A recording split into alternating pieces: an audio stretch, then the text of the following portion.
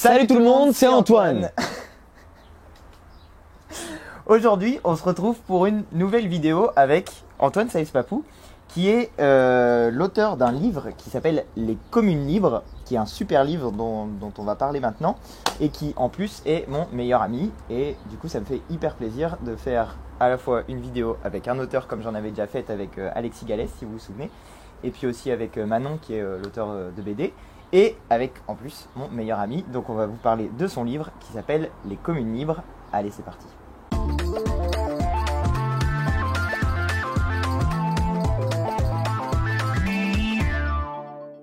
Alors, aujourd'hui du coup, j'ai voulu qu'on fasse cette petite vidéo pour vous parler de ce livre parce que c'est un livre que j'ai du coup relu avant qu'il sorte, que j'ai lu il y a du coup un petit moment parce qu'il a fallu du temps avant qu'il puisse être publié, et qui s'inscrit dans un contexte politique, dans un contexte électoral qui est celui de l'élection municipale et qui arrive juste au bon moment pour proposer des idées pour nos communes.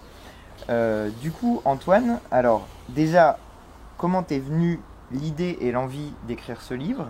Et puis, comment tu as procédé? Et après, on parlera du fond et de ce que tu racontes dedans. Comment j'ai procédé? Pourquoi tu as eu envie d'écrire ce livre? J'ai parle d'abord envie. ce livre? Ce livre, il parle de la ville et des communes. Okay. Donc, il parle d'abord du fait que la condition urbaine est devenue une condition universelle, quasi universelle pour l'humanité. Genre aujourd'hui en France, c'est 80% des gens qui vivent en ville, alors que la proportion était totalement inverse il y a même pas 100 ans. Mais surtout au-delà de cette mesure qui peut être sujette à des débats statistiques, qu'est-ce qu'on met dans une ville, qu'est-ce qu'on n'y met pas et tout. Oui, parce c'est que surtout là pour l'instant c'est une conurbation de plus de 2000 habitants, c'est ça? Ouais, voilà. Ouais. C'est surtout, ça c'est la définition de l'INSEE, ouais, qui est critiquable évidemment, mais c'est surtout en fait la question des modes de vie. On vit aujourd'hui une révolution du point de vue des modes de vie des êtres humains qui est comparable à la révolution néolithique, dans le sens où depuis la révolution néolithique jusqu'à maintenant, la façon des êtres humains de vivre, de produire ce dont ils ont besoin pour vivre, était largement l'autarcie, quoi. Les gens produisaient la nourriture dont ils avaient besoin eux-mêmes. L'eau qu'ils buvaient était aussi une source locale, l'éducation des enfants était locale, le logement était géré par la cellule familiale, etc., etc., etc. Et aujourd'hui, on voit que c'est l'inverse. Même les gens qui sont toujours des paysans aujourd'hui, qui vivent à la campagne, en fait dépendent de chaînes d'interdépendance matérialisées par des réseaux, pour l'eau, pour leur électricité, pour leur nourriture, pour se loger, pour éduquer leurs enfants, pour se soigner, pour tous les besoins, ou même pour vendre leurs produits, ouais, des réseaux de distribution. Ils ont besoin de ces chaînes d'indépendance pour vivre. Donc c'est ça que dans le bouquin j'analyse, et en fait à la suite de Jean-Luc Mélenchon, de ce que développe Jean-Luc Mélenchon dans son livre L'Air du peuple, comme le mode de vie urbain dominant.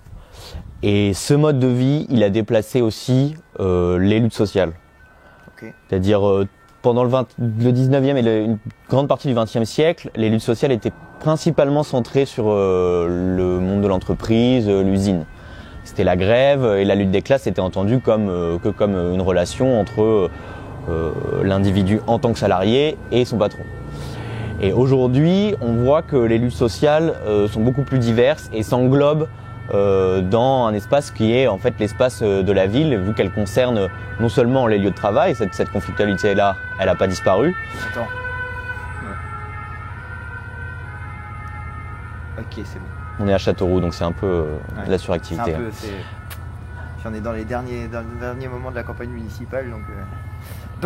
Mais donc on voit beaucoup plus aussi des luttes qui sont inscrites dans les lieux de vie en fait. Lutte pour les services publics, lutte pour le logement, lutte pour l'accès au transport, lutte pour l'accès au réseau urbain tel qu'on vient de les définir. C'est d'ailleurs ce qui a fondé, je pense, le chapitrage que tu as choisi.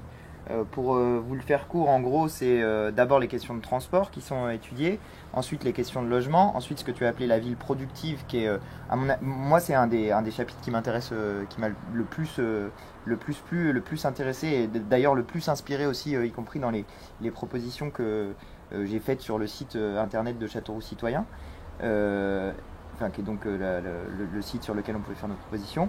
Et il y a ensuite une partie sur le réseau commercial dont on a un petit peu parlé déjà.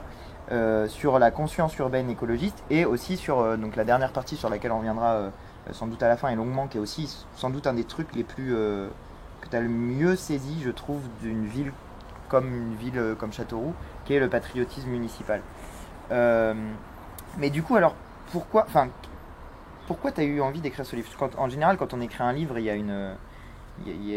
une raison, il y a un objectif qui est derrière. On essaye de faire passer une idée ou quelque chose d'un peu fort. Qu'est-ce qui t'a donné envie d'écrire ça? Ce qui m'a donné envie d'écrire ça, je pense, c'est que donc, partant de voilà, tout ce que je viens de développer, moi je suis depuis plusieurs années plutôt fasciné par le fait urbain, la ville. Ça faisait partie de mes études aussi, que ce soit d'urbanisme. Ouais, d'urbanisme. De stratégie urbaine. J'ai fait un master très pompeux qui s'appelle stratégie territoriale et urbaine. Mais donc où il y a beaucoup de trucs qui m'ont intéressé, de la socio-urbaine, de la théorie du gouvernement des villes, leur histoire, voilà, tout ça m'intéresse beaucoup. Et puis en même temps, vu l'importance à mon avis que prend le fait urbain dans les luttes aujourd'hui et dans le capitalisme financiarisé, je pense que c'est pour ça aussi qu'il faut se poser la question de comment, au niveau de la ville, on prend les problèmes les uns après les autres et on les règle dans un sens que, bon, moi j'inscris dans les pas de la révolution citoyenne. Et c'est ça qui est... Enfin, vous l'avez pas lu. D'ailleurs, j'ai oublié de vous dire, mais je vous mets dans la description de la vidéo les moyens de vous procurer ce livre. Pour l'instant, je crois qu'on ne peut le commander que par mail, mais dès qu'il y aura un lien de commande sur Internet, je remplacerai dans la description le mail et je vous mettrai le moyen de le commander. Mais juste, c'est quelque chose d'assez rare dans un livre, à part quand il s'agit de livres programmatiques, mais dans celui-ci, il y a à la fois une analyse de la situation des communes avec chacun de ces chapitres et en fait une analyse très précise qui est l'analyse de ce qu'a fait le capitalisme sur les villes, dans le transport, dans le logement, etc., etc.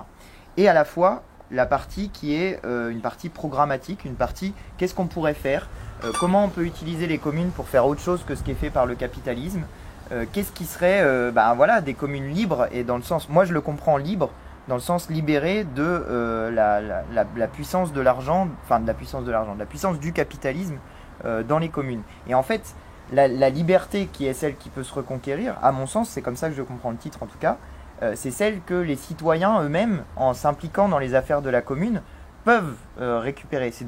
Et d'ailleurs, moi, dans ce qu'on fait à Châteauroux avec Châteauroux Citoyen, ça fait vraiment partie des grandes idées qui sont celles qu'on a essayé de porter. C'est qu'est-ce que peuvent faire les gens au niveau d'une petite, entre guillemets, ville comme Châteauroux, parce qu'on passe notre temps à nous dire que c'est une petite ville, pour ceux qui ne connaissent pas, il y a 43 500 habitants, et l'aire urbaine, c'est 70 000 habitants, dans la communauté d'agglo, dans un département où il y a 230 000 habitants. Donc, comparé à des villes comme Bordeaux, Paris, Toulouse, Lyon, enfin des villes qui sont des grosses métropoles, nous, dans nos petites communes, entre guillemets, on nous dit toujours il n'y a rien à faire, on peut rien faire. Alors le maire nous dit qu'il faut attendre les Chinois, enfin un coup c'est des Chinois qui vont investir, un coup c'est un milliardaire américain, mais c'est toujours, voilà, l'idée c'est toujours, va y avoir du fric qui va arriver et on va pouvoir faire quelque chose de ce fric. Alors qu'en réalité, il y en a déjà beaucoup, du fait qu'on met en commun par l'impôt, par les diverses taxes qui sont celles de la commune.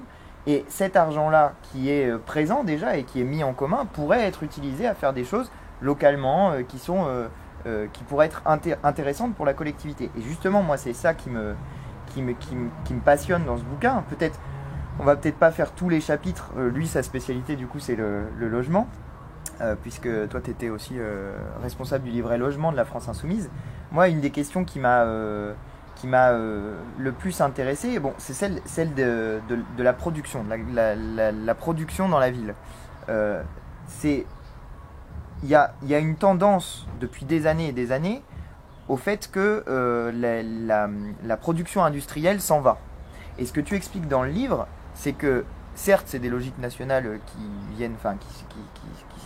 existent au niveau national, mais il y a aussi la politique urbaine de certaines villes qui a consisté à aller faire que du commercial en gros, ou que de la restauration, que du tourisme, de transformer les villes. Voilà, ce que j'essaye de critiquer, il y a un chapitre sur Elle s'appelle La ville productive, qui parle voilà, des relations entre la ville et la production industrielle. Et ce que j'essaye d'analyser de manière critique au début de ce chapitre, c'est les différentes stratégies consensuelles qu'il y a depuis les années 80 dans les collectivités locales et en particulier dans les villes pour faire du développement économique. Je pense que je suis assez bien placé pour les connaître, vu que le master Pompeu dont je vous parlais tout à l'heure, il était à Sciences Po, et donc en matière de stratégie consensuelle qui bouleverse pas l'ordre établi, ben voilà. Et donc globalement, on a vu en fait que toutes les villes progressivement se sont mises à faire la même chose en matière de développement économique, qu'elles soient gérées par le PS, enfin par des unions de la droite, par des unions de la gauche ou par n'importe qui. Elles se sont mises à faire quoi? Elles se sont mises à abandonner l'industrie, ou en fait à ne rien faire contre le départ de la désindustrialisation, le départ des industries, et au contraire à développer ce qu'elles ont appelé l'économie résidentielle. L'économie résidentielle, ça veut dire faire un maximum sur son territoire pour essayer d'attirer des consommateurs qui ont un gros porte-monnaie et penser que l'économie va tourner que en fait par la consommation des retraités riches ou des touristes. Donc ça donne typique le cas de Châteauroux par ailleurs. Ça donne des grandes villes comme je sais pas Barcelone qui se transforme en Disneyland parce que la ville est entièrement reconfigurée uniquement pour attirer des touristes. Ou bien ça donne voilà des villes à Châteauroux, même si c'est pas très réussi pour l'instant de mon point de vue, mais ou de manière peut-être plus réussie des villes balnéaires dans le sud qui font uniquement les choses pour attirer des retraités avec des sous. Donc ça c'est une des premières stratégies. Une autre stratégie est ou bien ça donne même des villes plus proches des métropoles de province ou des villes de banlieue proches parisiennes qui se transforment qui font de la gentrification et qui font des anciennes friches industrielles, des espaces culturels cool pour attirer ce que un théoricien néolibéral de la ville aux États-Unis a appelé la classe créative, qui est censée être ces gens jeunes, hipsters, start-upers que toutes les villes devraient vouloir attirer. Et puis ça donne aussi des villes qui font plus classiquement, qui créent des parcs d'activités uniquement de services. Ça c'est l'exemple de la Plaine Saint-Denis, donc qui est un espace qui est, pour ceux qui connaissent, sur les communes de Saint-Denis, Aubervilliers, en Seine-Saint-Denis, donc des communes très populaires de l'Île-de-France, au nord de Paris, et qui a été pendant très longtemps un espace très industriel, un des plus industriels d'Île-de-France. Et puis petit à petit, les usines sont parties et les élus locaux ont, en collaboration avec l'État, dépensé beaucoup de fric pour rénover la zone, en fait la réhabiliter et faire dessus des bureaux et des bureaux.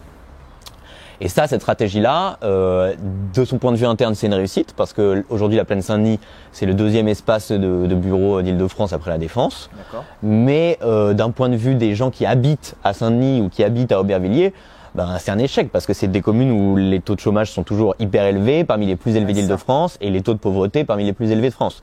Donc ça a fait des emplois, oui, mais ça a fait des emplois. Ça profite pas aux gens qui sont là. Ça profite pas aux gens qui sont là. Ça fait des emplois pour des gens qui habitent dans l'Ouest parisien et qui vont travailler dans les bureaux et qui repartent le soir. C'est ça.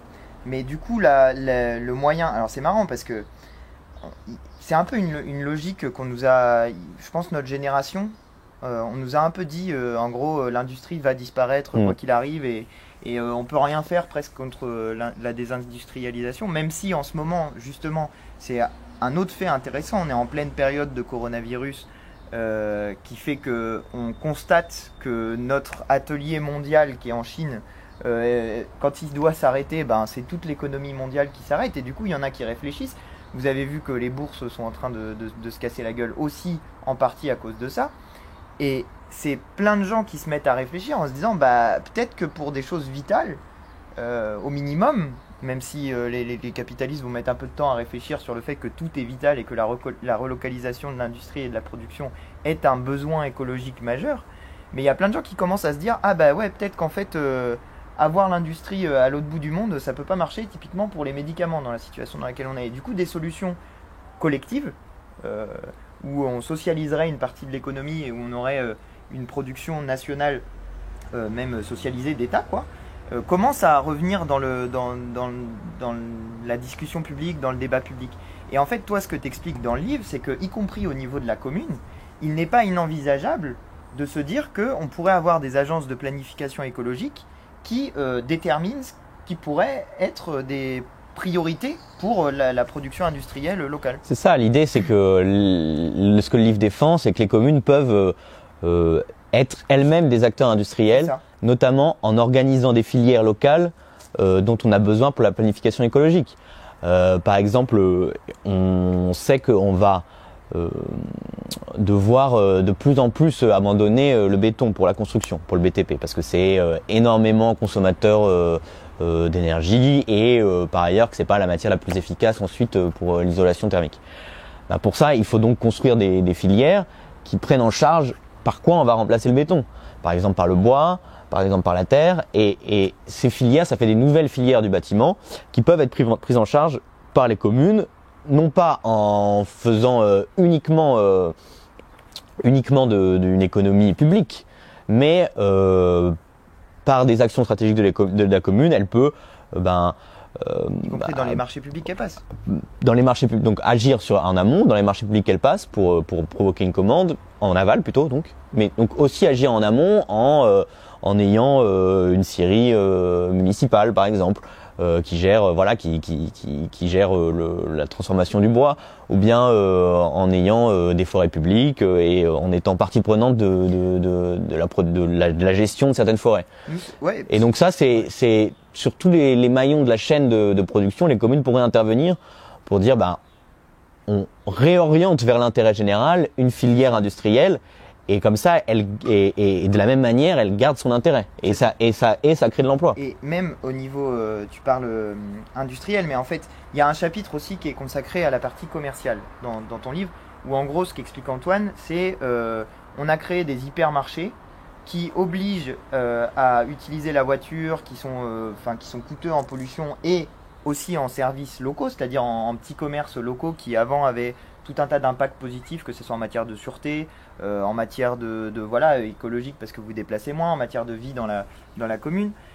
Et en fait, ce que donne comme idée ton livre, c'est que dans chaque secteur, que ce soit la production primaire avec la production de matières premières type agricole, la production industrielle, les industries de transformation ou l'activité économique commerciale qui est donc le bout de la chaîne de l'économie, dans chacun de ces secteurs, finalement, on peut avoir des solutions communales ou communes. Et nous, on a un exemple ici à Châteauroux dans les propositions qu'on fait avec Châteauroux Citoyen. C'est pour ça que je vous dis, moi, ce livre, il a été aussi une source d'inspiration énorme parce que je l'ai eu bien avant vous. Et donc, j'ai pu y réfléchir. Puis on en a discuté aussi beaucoup ensemble. Peut-être d'ailleurs que certaines choses qu'on a faites à Châteauroux ont pu t'inspirer.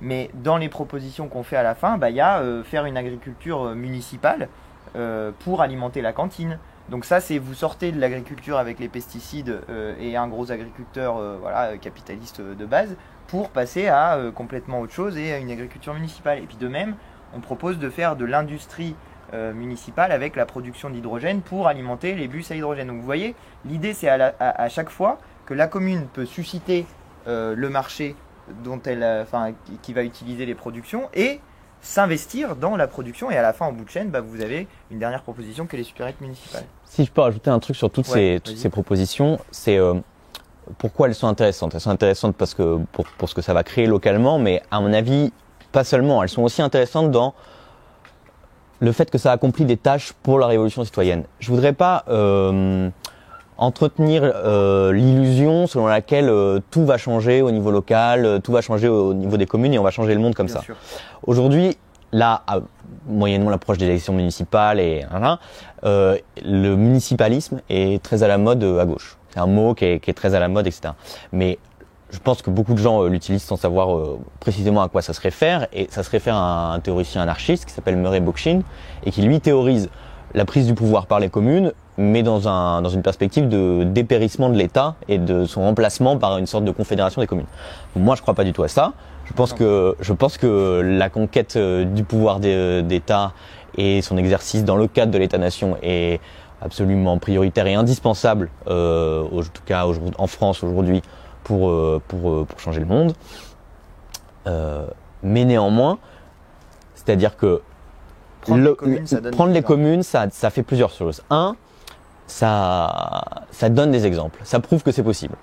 Parce que la force de l'ordre établi, c'est évidemment le fait que lui, il n'a pas à prouver que ce qu'il propose est possible, vu que ça existe déjà.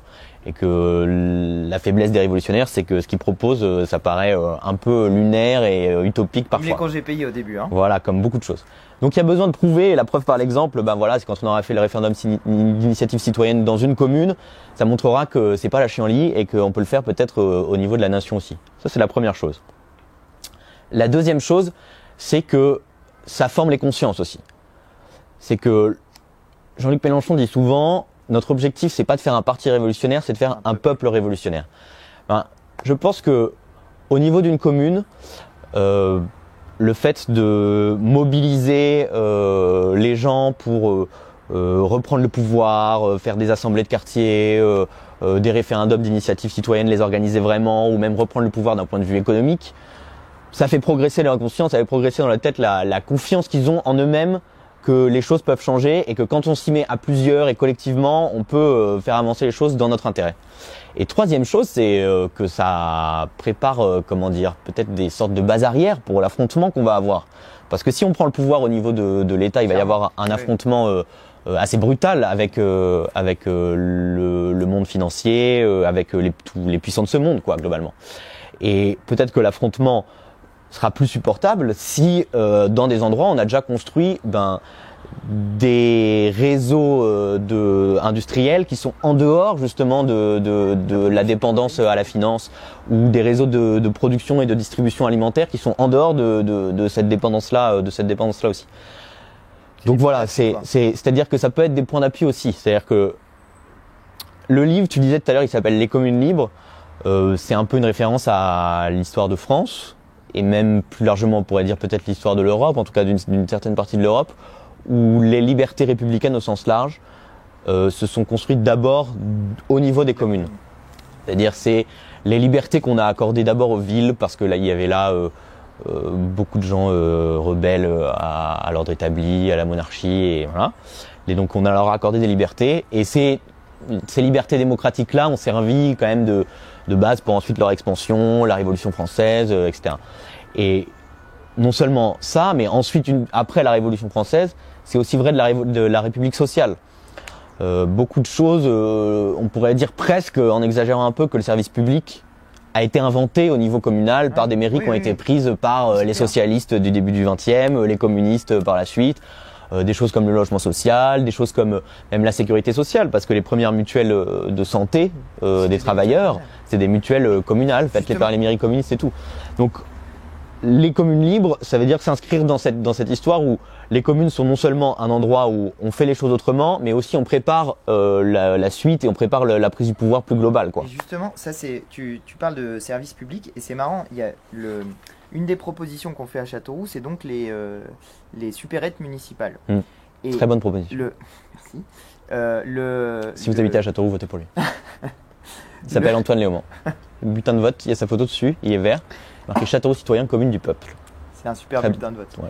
Mais donc ces supérettes municipales, ce qui est marrant, c'est que à l'heure actuelle, on considère le commerce et les supérettes et les supermarchés comme des entreprises, comme des lieux où on va pour acheter des trucs.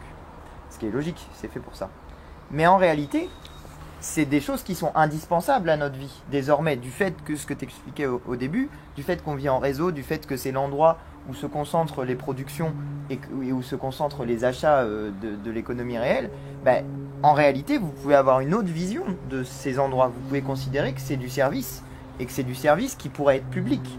Et que la vente, disons la structure qui met en relation les producteurs et les acheteurs pourrait être en réalité une structure publique sortie des logiques financières, dans laquelle vous n'auriez pas nécessairement d'intermédiaire qui vient prendre sa part du gâteau là-dedans, et où vous mettez juste en relation producteurs et acheteurs. Et en réalité, voir les choses de cette manière-là, ça invite à élargir sans cesse le terrain, le champ du service public. Et nous, quand on fait les porte-à-porte dans Châteauroux, on dit un truc assez simple. le maire il est en train de faire une piscine qui coûte 34 millions d'euros et personne ne sait vraiment à quoi sert cette piscine. Bah, un peu dans la logique qu'il disait au début, c'est exactement ça, gens, voilà, avec des grands machins. Voilà. Stratégie de l'économie résidentielle. Ça, la stratégie de l'économie résidentielle. Mais au final, quand on dit aux gens, il est capable de faire une méga piscine à 34 millions d'euros, on doit bien être capable de gérer des petits commerces. C'est exactement ça. Les piscines, ça vous paraît plus absurde que ça soit du service public communal. Irait-on jusqu'à dire que c'est le bon sens? C'est du bon sens. Non, mais ce que je veux vous dire, c'est que les piscines qui aujourd'hui sont partout gérées par les villes, ça paraît absurde à personne que ça soit un service public. Or, vous pourriez très bien envisager que ça soit privé aussi, c'est-à-dire une grosse boîte qui vous dirait, ça coûterait plus cher, mais une grosse boîte qui vous dirait, voilà, moi je vous mets de la flotte à disposition pour que vous baigniez dedans, que vous fassiez du sport si vous avez envie. Par contre, il faut payer à l'entrée un max. Tout à fait. Et d'ailleurs, c'est intéressant de voir que à l'époque où les premiers ont fait ce genre de choses, les premiers services publics communaux, il y avait ce genre de débat et de ce débat très violent, et y compris de ce genre de débat en justice, quoi. Parce que par exemple pour le logement social, le logement social public, donc celui des offices publics de l'habitat, des communes et tout, quoi. C'est des mairies socialistes et communistes qui au début du XXe siècle ont commencé à faire ça. Ça a été d'abord condamné par la justice administrative comme une forme d'outrepassement. Ça se dit ce mot? Outrepassage. Le fait qu'elles outrepasseraient leurs compétences communales. Et puis donc il y a eu, ça a été une bataille pied à pied pendant des années et des années pour faire accepter l'idée même que le logement étant un droit et un fondamental de la dignité de la personne humaine, une collectivité publique, en l'occurrence la commune, était légitime à s'y intéresser, à le financer, à le réguler. Voilà. Du coup, dans le livre, il y a 2 chapitres qui sont les premiers et sans doute les plus importants, qui sont celui sur le transport et sur le logement. Le logement, on a un petit peu effleuré le sujet. Juste, il y a un truc qui, moi, me passionne assez, c'est ce que tu dis sur la propriété. Et tu expliques qu'on pourrait sortir du régime de la propriété dans lequel on est, qui est là, à mon avis, une des idées les plus révolutionnaires du bouquin et les plus sans doute complexes à envisager compte tenu du monde dans lequel on vit et de l'espace culturel dans lequel on vit. Est-ce que tu pourrais en dire juste quelques mots pour qu'on comprenne? L'idée de départ est surtout la suivante. Souvent, la gauche, au sens large, incluant dedans les associations de mal logés, les associations de locataires, de défense du droit au logement et tout, considère que être propriétaire de son logement, c'est pas légitime parce que ça nourrit la spéculation et tout. Ce qui est une réalité. La propriété privée telle qu'on la connaît aujourd'hui du logement nourrit effectivement la spéculation, les augmentations de prix rapides et le fait que des gens soient exclus de leur logement. Mais ça rentre dans une dissonance quand même assez considérable avec ce que pense la population, vu que j'ai plus le chiffre en tête, je le cite dans le livre, mais enfin toutes les sondages ou toutes les enquêtes, c'est de l'ordre de 90% des gens qui aspirent à être propriétaires de leur logement. Et pas forcément pour de mauvaises raisons, quoi. Les gens, ils aspirent à être propriétaires de leur logement parce que ils aspirent à pouvoir être chez eux, pouvoir modifier. C'est ça, planter un clou dans le mur. Planter un clou dans le mur, voilà. Donc une propriété d'usage en fait. Ouais, ils aspirent pas à être propriétaires de leur logement pour pouvoir faire la culbute et le revendre le triple 15 ans plus tard. Et donc l'idée est non pas d'attaquer frontalement la propriété et l'aspiration des gens à être propriétaires, qui est légitime, mais en fait de rapprocher le mode d'habiter propriétaire et le mode d'habiter locataire. Du côté propriétaire, ça veut dire changer la propriété aujourd'hui qui est totale en propriété qui serait seulement d'usage. L'idée, c'est, pour la dire très simplement, de socialiser la terre. Donc ça veut dire, on pourrait être propriétaire d'un logement. Très simplement, socialiser la terre. Non, mais on pourrait être propriétaire d'un logement. Non, mais une commune peut le faire en fait. Peut acheter du foncier, des terrains, et dire, elle reste propriétaire du foncier. Vous devenez propriétaire de la maison qui est sur le terrain. En échange, vous êtes en même temps locataire du terrain, vous payez un loyer symbolique d'€1 par an et vous avez un bail de 99 ans. Donc c'est comme si vous étiez propriétaire dans les faits. Sauf que le fait que la commune soit propriétaire du terrain lui permet d'imposer certaines clauses avec le bail de location de ce terrain, et notamment des clauses anti-spéculatives. Ça veut dire, vous êtes propriétaire de votre maison, vous avez le droit de faire ce que vous voulez dedans, dans les limites de la loi, aucun problème. Par contre, lorsque vous la vendrez, vous n'aurez pas le droit de la vendre plus cher que ce qu'elle vous a coûté au départ, plus l'inflation, plus éventuellement des travaux d'amélioration que vous avez fait dedans. Donc, interdit de spéculer. Voilà, c'est ça l'idée. C'est tout simple. J'attendais une suite hyper longue, mais tu l'as bien résumé. Alors, il y a la question des transports. La question des transports, je pense qu'on va vous laisser la découvrir.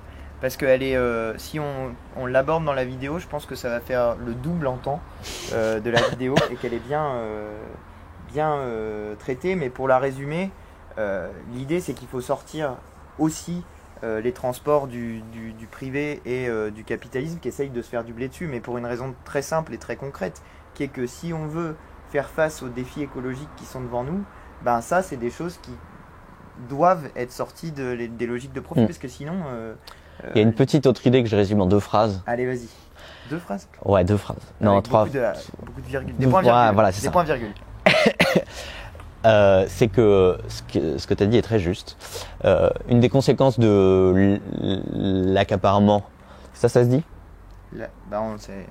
C'était pas ça déjà? Non, c'était outrepassement. Ah, outrepassement. L'accaparement, ça se dit, je crois. L'accaparement par le privé de tous les réseaux de transport.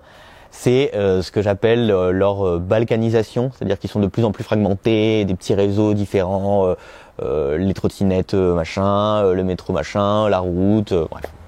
Je n'en dis pas plus parce que... 2 phrases. Et une des réponses à ça, ce serait d'utiliser des technologies qui sont utilisées aujourd'hui par des grands méchants, genre Google, Amazon, Facebook et tout, d'agrégation des données personnelles, de l'utiliser pour faire le socialisme en fait. Parce que le socialisme dans une seule commune. Parce que plus petit.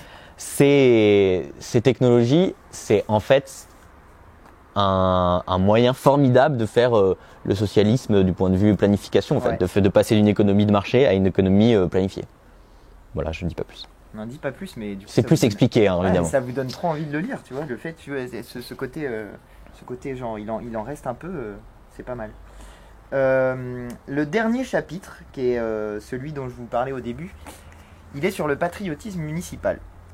Moi, je vais vous en dire quelques mots de la manière dont je le conçois. En fait, tout le reste du livre invite à ce patriotisme municipal. Qu'est-ce que c'est? C'est l'idée que je te le dis comme je l'ai compris. Vas-y. Mais dans les petites communes... Je te dirai si tu as compris. Dans les petites communes, c'est ce que je vous disais tout à l'heure, il y a toujours un peu cette idée, on peut rien faire, rien n'est possible, on n'a pas la masse critique, blabla, blabla, blabla.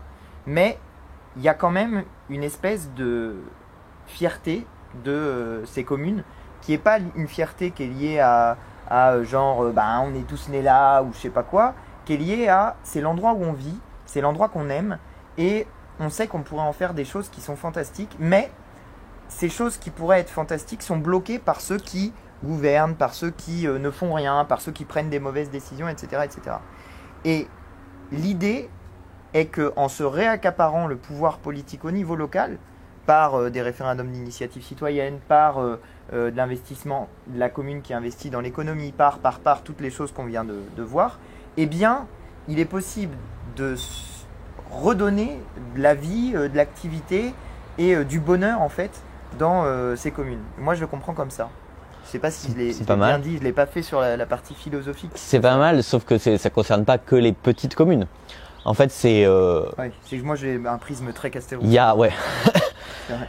a globalement, dans les lieux et les villes qui sont dominés, quoi. Donc, des petites communes de la diagonale du vide, comme Châteauroux. Les banlieues. Ou des banlieues très populaires, ou des villes très pauvres. Il y a un phénomène souvent de retournement du stigmate. C'est ça. C'est-à-dire, cette adresse qu'on veut me faire porter comme une honte, comme l'endroit où il est plus difficile de se déplacer, plus difficile de trouver un emploi, plus difficile et comme un endroit qu'on montre à la télé, y compris tout le temps comme un espace où les gens ne savent pas se comporter, soit sont des racailles, soit sont des gros beaufs, voilà.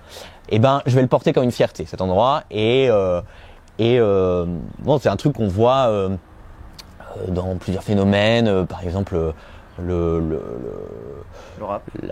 rap, exactement, où les artistes citent les endroits d'où ils viennent et les représentent.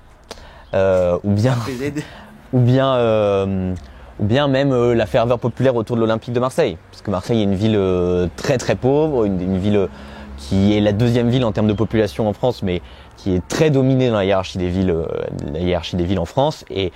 Et bon, je sais pas si les gens qui nous regardent sont déjà allés à Marseille, mais ceux qui sont déjà allés à Marseille un jour de match savent ce que c'est l'OM à Marseille, quoi.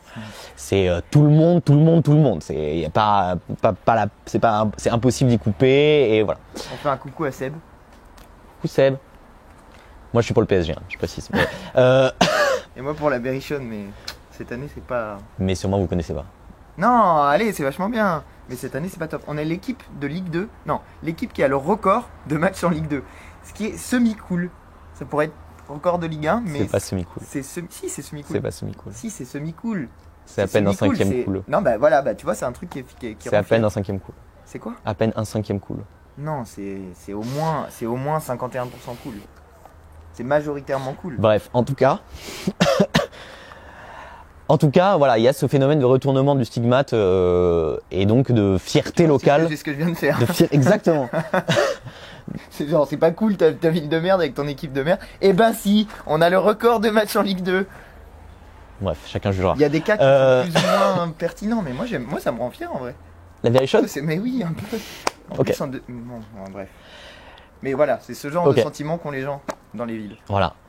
Et l'idée, c'est que ce sentiment-là, il peut être mobilisé de manière positive politiquement. C'est-à-dire, il peut être mobilisé pour dire, peut-être vous méprisez, vous les puissants, ma ville, mais n'empêche que moi, dans ma ville, c'est le peuple qui s'autogouverne. C'est lui qui décide. Il a le contrôle sur ses élus, il fait des référendums d'initiative citoyenne. Ces élus sont d'ailleurs des élus qui viennent de son propre sein et qui sont pas extérieurs à lui. Et c'est une ville où on fait des grandes choses parce que par notre puissance collective, on a fait avancer énormément l'écologie, on a réussi à reprendre la main sur nos transports, reprendre la main sur nos logements. Et voilà ce que j'appelle en gros le patriotisme municipal, qui s'inscrit dans la lignée assez classique du patriotisme républicain, qui est en gros l'amour, l'affect attaché au fait pour un peuple de s'auto-gouverner. Mais du coup, je pense que cette idée de patriotisme municipal, on a fait un petit clip pour notre campagne à Châteauroux. Super clip. Super clip. Et qui a été réalisé par Gabriel Bléron-Ponroy. Tenez d'ailleurs, Gabriel, j'espère que ça va te faire gagner des abonnés, j'en sais rien. Je vais vous mettre dans le lien de la description aussi, la chaîne de Gabriel, parce que Gabriel il fait des vidéos sur YouTube, et c'est lui qui a réalisé notre clip. Donc si vous allez regarder dans la description pour savoir comment commander le livre et voilà, l'acheter si on vous a intéressé avec ce livre. Mais vous allez aussi voir le lien de la chaîne de Gabriel, ça serait cool, ça lui ferait vachement plaisir si jamais vous vous faudrait donc ouvrir 2 onglets. Ouvrir 2 onglets. Un pour acheter le livre, un pour aller sur la chaîne de Gabriel. Parce que quand même, à la base, on est là pour le livre et tout. Mais quand même, si vous pouviez aller regarder. Bref, tout ce que je voulais vous dire, c'est que ce clip, il s'appuie sur ce sentiment sur cette idée de patriotisme municipal. En gros, ce que dit le clip, c'est ça fait longtemps que vous n'avez plus confiance dans la politique et que vous n'avez plus forcément envie de voter. Et c'est normal, c'est parce que les gens qui gouvernent font rien et nous donnent pas l'envie de participer. Mais les choses pourraient être différentes. Et si vous saisissez de cette élection-là, à Châteauroux, pour changer les choses et pour faire les choses de manière différente, alors ce qui se passera, c'est qu'on envoie un message à la France tout entière. C'est-à-dire, on pourra faire, je dis n'importe quoi, mais des choses qui sont dans notre programme, typiquement planter 5000 arbres pour avoir la ville la plus verte de France. Voilà, c'est fixer un objectif qui est l'objectif maximal qu'on peut atteindre. Pareil sur les pistes cyclables, on fixe l'objectif maximal. Et à chaque fois sur les sujets écolos et sur les sujets démocratiques, on fixe le maximum possible, le maximum que si on l'atteint, on sera un modèle pour la France entière, pas seulement pour le département, pas seulement ça sera mieux pour les Castelroussins, ça dira à toutes les autres villes, voilà ce qu'on peut faire, voilà ce qui est possible. Et si vous ne le faites pas, c'est parce que vous êtes des gros glandus. Mais il y a un endroit où le peuple est redevenu maître en sa commune. C'est pour ça que notre programme s'appelle Châteauroux Commune du Peuple. Il y a un endroit où ça se fait et où vous voyez bien que c'est possible, c'est réalisable. Et ce sentiment-là, il donne envie de participer à la vie de la commune, il donne envie de participer aux élections parce qu'on sait que quand on vote, eh ben, ça sert à quelque chose, ça change la vie concrètement. Voilà. C'est ça l'idée qui est résumée dans ce clip. Pareil, je vous le mets dans la description, il faut ouvrir 3 onglets, ne pas rater l'onglet commande du bouquin, mais voilà. Voilà ce qu'on pouvait vous dire sur ce livre. Moi, ça me fait hyper plaisir que mon meilleur ami soit désormais un écrivain et un auteur. Ça me fait un peu de retard sur lui, il va falloir que je m'y mette. Mais du coup, le livre, c'est Les communes libres. Voilà. Vous avez dans la description le lien, c'est le lien le plus important, le mail. Ça. Dans la description, je vous le mets dans la description. Et là, vous pouvez faire un truc. Et puis là, sonnez sur la petite cloche. Là, ou bien là, partagez la vidéo. Vous abonnez. Attends, on va. Ah, mais si on dit qu'on met les liens d'abonnement, il faut finir dans les 20 secondes. Donc t'as plus rien à dire? Non, j'ai plus rien à dire. Il a plus rien à dire. Alors attention, on s'accroche. Tu pointes un endroit de l'écran et on mettra le truc d'abonnement. Ok. Ici, vous pouvez vous abonner à ma chaîne. Non, trop haut, parce que attention. Ah oui, là, plutôt là. Voilà, ça va me faire une tête de con, mais c'est pas grave. Plutôt là. Donc si vous cliquez ici, vous pouvez vous abonner à ma chaîne, ça va être super.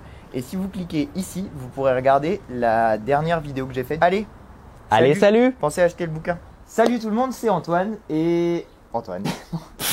Sinon, on le fait à 2 voix. Ah ouais, j'avoue. 1, 2, 3. Salut tout le monde. Bah, démarre. Ah, on le fait en même temps.